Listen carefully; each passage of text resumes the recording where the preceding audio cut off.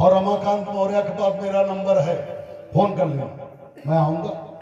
हिसाब किताब करवा लो, हिसाब किताब करवा लो और उससे कहना कि अगर तुम हिसाब किताब करके जीत गए तो केशव देव मौर्य पेट्रोल डाल के जलेंगे ही, और अगर नहीं जीते, तुम झूठे साबित हुए तो जूते का माला पहना के गधे पे घुमाएंगे पूरे गांव में। देखो टिकता है क्या? कोई नहीं आएगा, सब झूठे। बताओ झूठे हैं कि नहीं? सारे आरोप झूठे हैं कि नहीं? और आप एक बात बताओ, दूसरा कौन कर रहा है महान दल के अलावा? और मुझे रोकने के लिए क्या साजिश रची? पहले आप सोचो, कभी आप 20-25 लाख रुपया लगा के कासगंज में एक दुकान कर लो। कासगंज में 5 लाख भी नहीं कर पाते लोग, लेकिन हम कह रहे आप 20-25 लाख बताओ और कासगंज में दुकान कर लो, तब भी आपको 2-4 साल लगेगा जमाने में।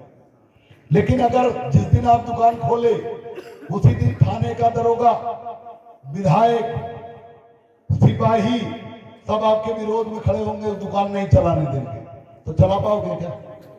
चलेगी? खड़े हो पाओगे? वहां हमारे पीछे तो प्रधानमंत्री, मुख्यमंत्री, पूर्व प्रधानमंत्री, पूर्व मुख्यमंत्री अखिलेश यादव, मायावती, योगी बाबा सब मेरे पीछे पड़े हैं शुरू से। महान दल मत चलाओ, बंद करो, हमारी पार्टी बनाओ। हमें मंत्री बनाने का लालच दिया जा रहा है। 2009 में जब शुरुआत में कांग्रेस ने हमसे गठबंधन किया, लेकिन जैसे मजबूत हुए, रैली करने लगे बड़ी बड़ी, तो कांग्रेस ने कहा कि 12 में आप हमारे साथ गठबंधन में रहेंगे। हम कहा बिल्कुल अच्छी बात है, कल 12 आपको 2-3-4 सीट देंगे। हम कहा 12 सीट हमें चाहिए।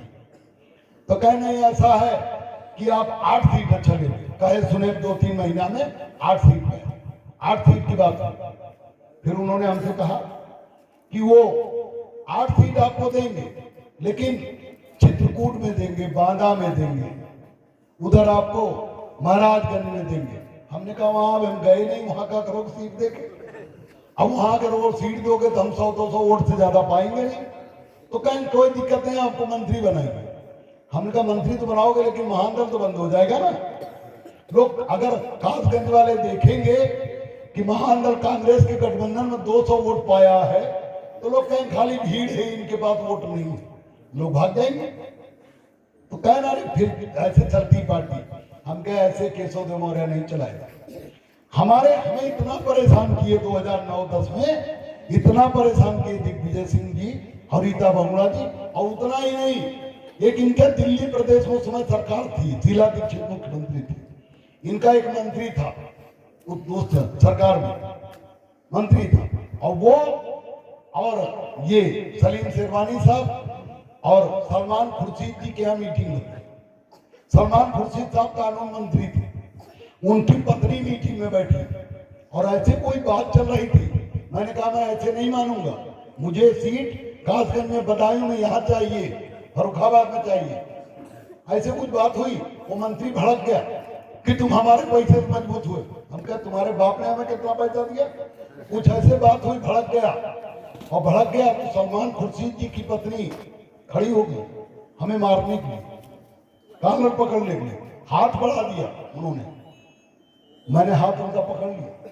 मैंने कहा आप कानून मंत्री की पत्नी हो चाहे जिनकी, अगर केशव देव मौर्य का आपने मार दिया तो मैं ये लिहाज नहीं करूंगा कि आप औरत हैं। मैं वो थप्पड़ मारूंगा पूरी जिंदगी आपको याद रहेगा, और 3 दिन आपको होश नहीं आएगा।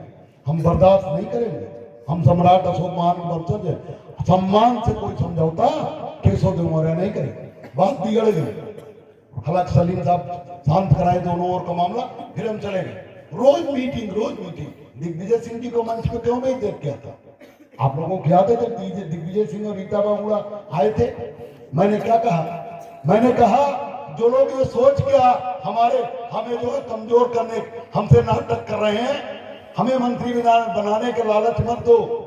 हम हिस्सेदारी के लिए लड़ने आए हैं। हम साक्य सैनिक कुशवाहा मौर्य के हिस्सेदारी के लिए खड़े हैं, और हम उनका हिस्सा लेके रहेंगे। और जो देगा भाई है, और नहीं दोगे तो हम गिरेबान में हाथ डाल के निकालना जानते हैं। कहा था नहीं चाहता, उनका अपमान नहीं हुआ। इसलिए अपमान किया क्योंकि वो लोग लगातार हमारा अपनी मीटिंग करा के अपमान कर रहे अपने घर पे। हमने कहा उसी दिन से अपमान हमारा करना बंद कर, समझ गए कि इसका तेवर ठीक नहीं। गठबंधन टूट गया, हम अलग हो गए। भारत कांग्रेस ने हमारे तमाम बड़े बड़े प्रत्याशी छीन लिए जो जीतने लायक थे। कांग्रेस ने उनको पैसा दे देकर तोड़ लिया, उन्हें लालच दे देकर तोड़ लिया कि तुम्हें मंत्री बनाएंगे, तुम मत लड़ो महानगर से, और तोड़ लिया। उतना ही नहीं, भारतीय जनता पार्टी ने 2012 में जब हम जीतने लायक थे 5-6 सीट बिजनौर मुरादाबाद में, तो भारतीय जनता पार्टी ने हमारे ये बिजनौर के पदाधिकारी को महानगर से निकाल लिया, उसे 10 करोड़ रुपया 10-12 करोड़ रुपया दिया, 50 गाड़ी